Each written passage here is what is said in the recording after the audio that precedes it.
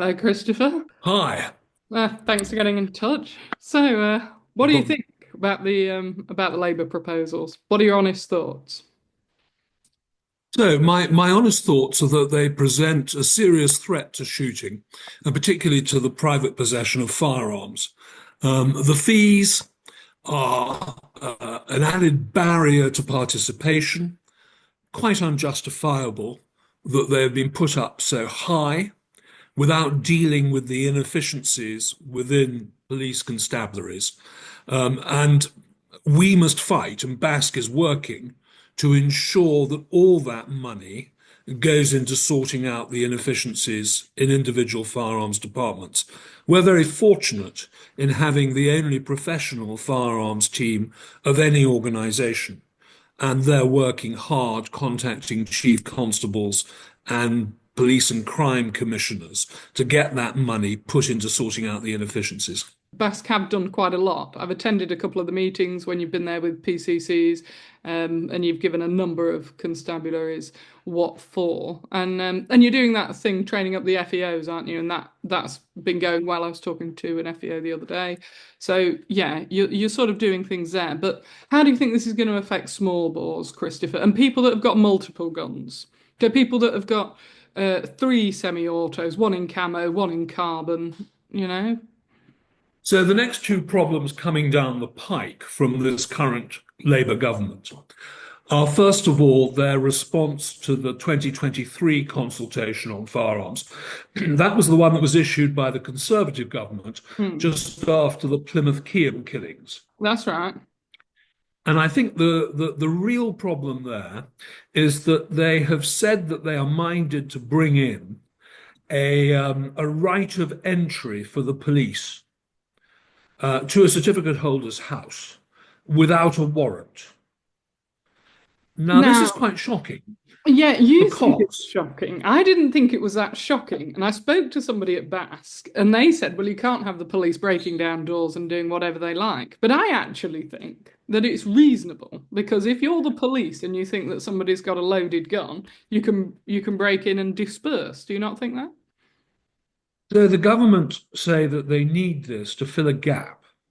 It's not obvious where this gap is because the police can already enter your house without a warrant if they fear that a killing is about to happen or a crime about to be committed. Okay. They can, if they have a suspicion about you, they can go to a magistrate and seek a warrant. Or they can revoke your certificate and collect your guns. But what we don't want to have is armed police, and it will be armed police, breaking down certificate holders' door on a suspicion. Yeah, you're right, of course. And that's the difference. Hmm. So, So so what that's are the you going second to thing. do about this? Well, that's a political fight. So there is a fight that will happen. We haven't yet seen the government's legislative proposals because they haven't yet been published. But when we see those legislative proposals, but we are taking legal advice on that point. And then the third thing that's coming down the pike towards us is the alignment of Section 1 with Section 2 in firearms licensing. So that means the licensing of shotguns on the same basis as rifles. Yeah, and how do you feel Now, about that? well, I'm opposed to it because the logic, the internal logic of firearms laws has always been that the greater scrutiny is given to the most powerful firearm. So, because rifles are more powerful than Hmm. shotguns, you go through a much tougher scrutiny, um, and so on and so forth. So, my view is that the more barriers you put in the way of people getting into shooting, the more you lower participation. And that's why that's a worry.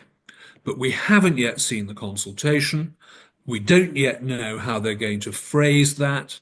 And we'll need to wait for the government's response for that, to that consultation. But again, that will be a political fight.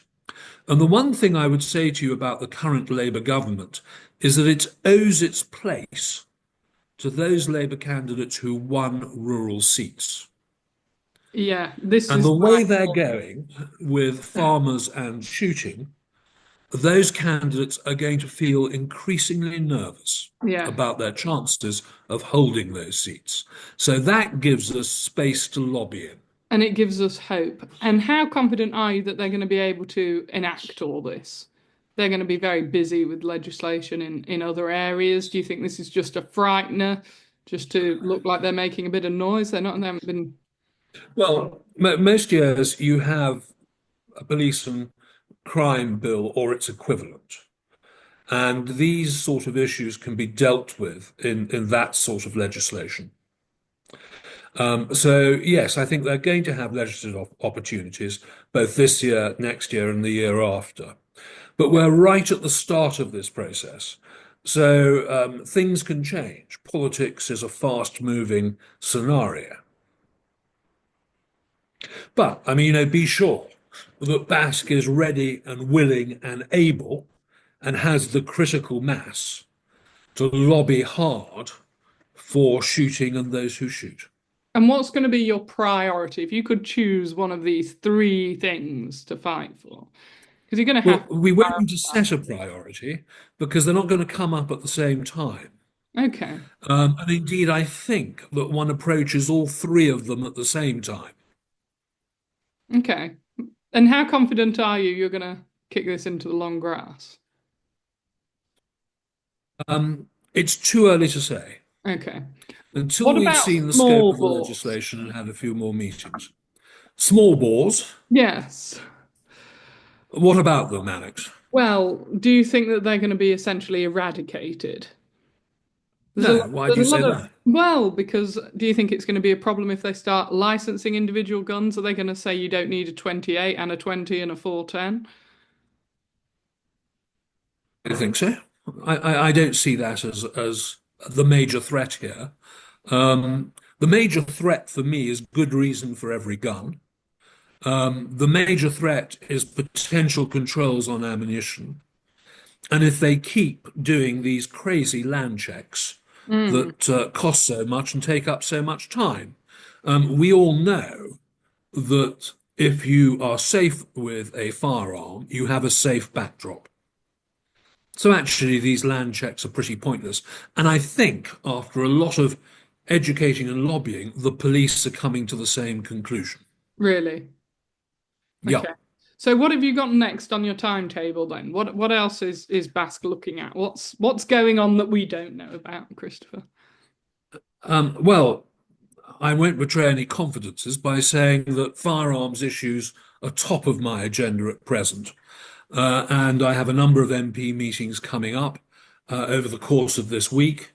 I know an application has gone in to hold a debate in Parliament. People like Sir Geoffrey Clifton Brown, the chairman of the All Party Group, are working hard on our behalf. We are seeing rural Labour MPs on a regular basis, and we have meetings with other parties in Parliament on these issues. And do you feel So like an that's awful going lot of well? parliamentary work going on. And do Sorry? you feel that's going well and that you're opening people's eyes and making them realize that this is ridiculous? It's going well. We get a lot of support, but I think it's noticeable that this new intake of Labour MPs, most of whom are entirely new to Parliament, Mm, have not yet wholly found their feet. no, no. And they Which is need good to find news. their feet and their voice. Yeah, and that's good news, isn't it, for lobbying in the rural constituencies? So you're feeling optimistic, are you, Christopher? And I don't think it's good news because it means that they are not prepared yet to go to their government and say this is a disgrace, They will be by which the time you. backbenchers in the last government were prepared to do. Perhaps after they've seen the results of the local elections and the Welsh Senedd elections, they will be more prepared to do so because the threat to their seats will be obvious. It will be, yeah. Right. That's Any perfect. further questions? Um, I don't think so. I've asked you about small bores. You've talked about the right of entry. Are you taking them shooting? Are you taking Labour MPs out shooting? Yeah, and that's almost the most important thing because, and I think this is something that everyone who's involved in shooting can get involved in, and that is take your local MP to visit a shoot in the first instance, or a shooting ground or a shooting business. Yeah. Uh, Practical experience of these things is worth so much more than just writing them a letter. Now, I have to say that MPs are often difficult to pin down. They're Yes. busy people.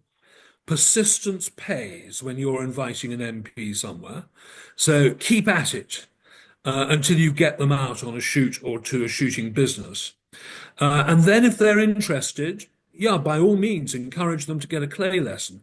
We do take MPs clay shooting, and watching the grin on their faces after they've broken their first clay is always very rewarding. And but I think that personal experience of shoots and shooting does far more than any number of constituency letters because it challenges preconceptions. I had a Labour MP say to me the other day that he'd been out on a shoot invited by a constituent. This was a proper shoot day, driven shoot day. He thoroughly enjoyed it. He had been struck at by how many of his perceptions of shooting were wrong Mm. about the type of people who did it. He thoroughly enjoyed the camaraderie and the chat and had a wonderful day. Now that's changed his view of shooting. So anyone who's involved in shooting should be getting their MPs out on a shoot. Thank you, Christopher. That's quite a good piece of advice. And you'll let me know how it goes with your further meetings if there's any Of development. course. Brilliant. Thank you so much. Thanks very much, Alex. Thank you.